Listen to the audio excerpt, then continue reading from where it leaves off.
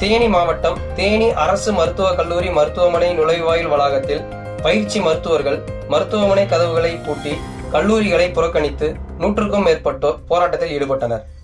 தமிழ்நாடு அரசு மருத்துவர் சங்கத்தைச் சேர்ந்த மருத்துவர்கள் மற்றும் பயிற்சி மருத்துவர்கள் இப்போராட்டத்தில் கலந்து கொண்டனர். இதில் கொல்கத்தாவைச் சேர்ந்த பெண் மருத்துவர் பாலியல் துன்புறுத்தல் செய்யப்பட்டு கொலை செய்யப்பட்டதற்கு எதிர்ப்பு தெரிவித்து கோஷமிட்டனர். கைது செய், குற்றவாளியை கைது செய் என நீதி கிடைக்கும் வரை போராடுவோம் என்று கண்டனம் கோஷமிட்டனர். கைகளில் பதாதைகளை ஏந்தி கொண்டு தங்களது எதிர்ப்புகளை தெரிவித்தனர். பெண்கள் பாதுகாப்பு என்பது எங்களது விருப்பம் அல்ல, அடிப்படை உரிமை என்று அவர்கள் தெரிவித்தனர். மருத்துவமனை வெறிச்சோடி காணப்பட்டது.